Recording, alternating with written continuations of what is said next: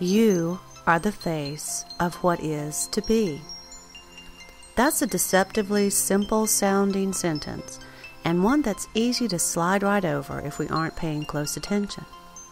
You are the face of what is to be. This little sentence appeared to me in the exact way that I offer you these thoughts for your consideration did. It wasn't planned at all, and it was completely on the fly. It just appeared at the end of one of my new social media bios or profiles that I was trying to create yesterday. I think it might have been Tumblr. But anyway, as I ended the bio, I just typed this little sentence in without conscious thought or provocation. And then I thought, where the heck did that come from? And then I really looked at it and I went, wow, because it's very deep. You are the face of what is to be. I wrote that from my unconscious as a message to myself and as a remembrance for you too. It speaks directly to each of us right now at this very moment. You are the face of what is to be. In other words, you are what tomorrow will look like. You. Whatever you choose to hold and whatever you choose to cast away will be the footing for what you will experience tomorrow. So tomorrow starts today, right now, in this very moment, the only moment that actually exists. Right now, we are building what we experience next. And what you think today is what you will walk in tomorrow, because we walk in our thoughts every day. We just don't realize it. You are the face of what is to be.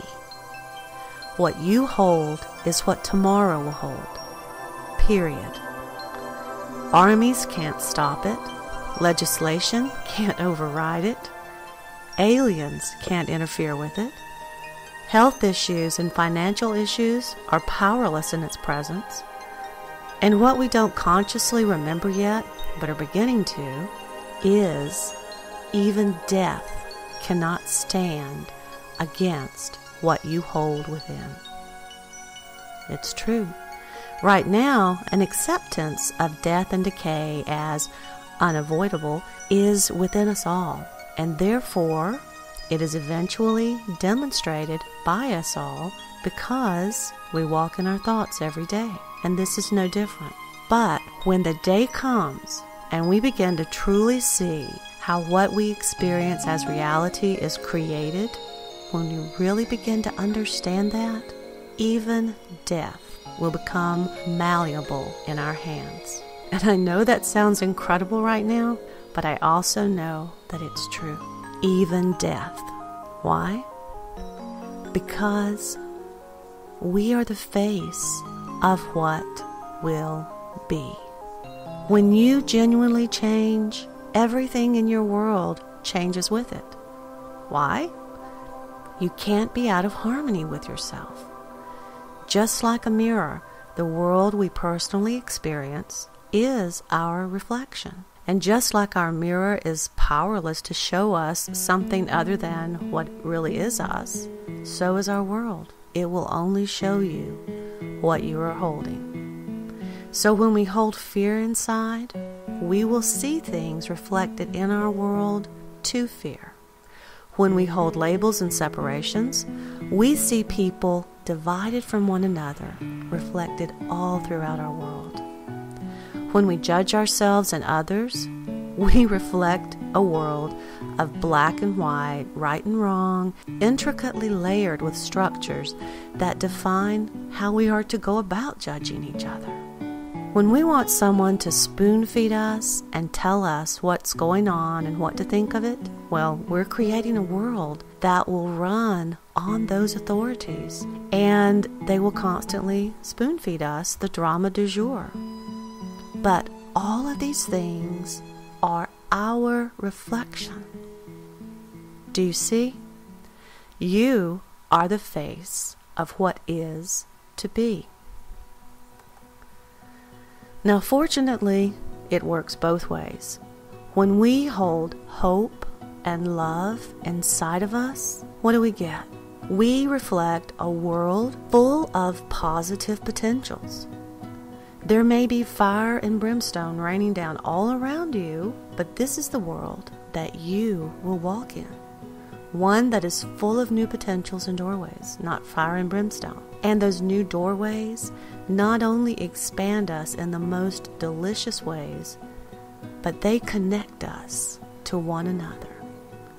And we feel our family again. We feel our unity. So the message for your consideration here today is to never knuckle under. Never knuckle under. Why should you? If you're the author of every story that you've ever seen to live, why should you knuckle under? Just like the author of a book could write an awful story right up to the last paragraph and then turn the story on a dime so that it suddenly and unaccountably lived happily ever after, you can too. We all can. It's never too late. If you are here and you're listening to this, or you're reading it somewhere, it's not too late to turn your story on a dime. You are the face of what is to be right now. What you hold within is what you experience without. This has been pointed to over and over again by sages of old, and personally coming from Christianity, I know of one place that it's pointed to that I can show you in the book of Matthew, chapter 18, verse 18, and it goes, and this is Jesus talking to his disciples, "Verily I say unto you, whatsoever ye shall bind on earth shall be bound in heaven, and whatsoever you loose on earth shall be loosed in heaven." Or the Buddha is attributed to saying, all that we are is the result of what we have thought. The mind is everything. What we think, we become. You are the face of what is to be. You walk in your thoughts, beliefs, and fears every day. This isn't something that's going to kick in the future. You're doing this right now. As you're sitting here listening to this, you're doing it. You've always done it. It is the nature of your divinity. You can't help but to create. So why not take an active hand in that creation? Why not toss what you aren't enjoying and bring in more of what you want? Because you aren't a victim to anything. You are simply, innocently experiencing what you hold within without. It becomes our world. Now, some people hear me say this, and they become inflamed, thinking I'm blaming someone for their misfortune. I'm not. Blaming requires judgment, and I will tell you up front that in my opinion, no one is ever guilty of anything. I don't blame. There simply is what is. This message is saying, if you don't wish to be where you are, there is always a path out, if you're prepared to take that path. Now sometimes, because perhaps we've known nothing else, we have a really hard time making those changes. We can't quite make ourselves choose a different path. And so we become like someone who is suffering from a constant sunburn, but won't come and stand out of the sun. Or someone who is cold and waterlogged and tired, but can't be convinced to come out of the ocean. And we don't mean to do this. We don't mean to do these things to ourselves. But sometimes we do them because we can't remember or relate to a time when we weren't always standing in the burning sun or treading water in the ocean. Doing something else feels alien to us because it became our habit. But the bottom line is, change requires change. And change can feel weird or scary at first, but the good news is there is always a way. And that's not blame, because we are eternal. You are eternal. And you can live out any life experience that you choose to. Happy or sad ones, doesn't matter. It's your divine right. But why not at least try to live the life that you want to live? You deserve it. You not only deserve the most wonderful life that you can imagine, you actually deserve an even better one than perhaps you can imagine right now. And that's the truth. So if this is true, why don't we go for these things? Well, a lot of times we're afraid to fail. Don't be afraid to fail.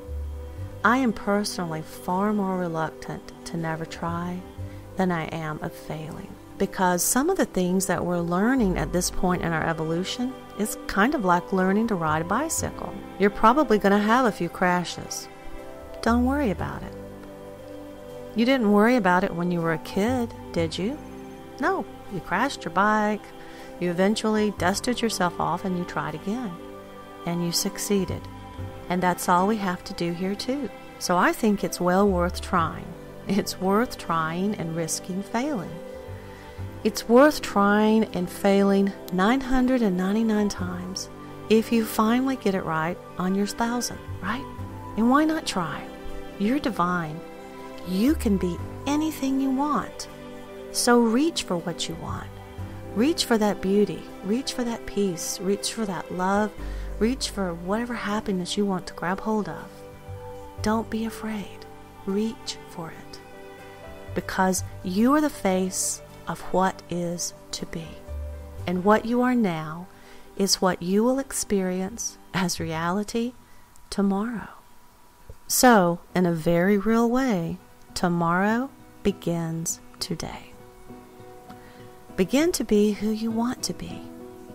Your world will effortlessly morph and follow you like a shadow, and it'll do it seemingly out of the blue, on its own accord, defying all logic and reason. You are the face of what is to be. Your tomorrow takes its cue and shapes itself by who you are and what you think today. So why not begin to make this something beyond your wildest dream? You have this ability, you know.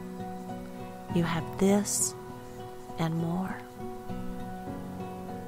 I offer you these thoughts for your consideration.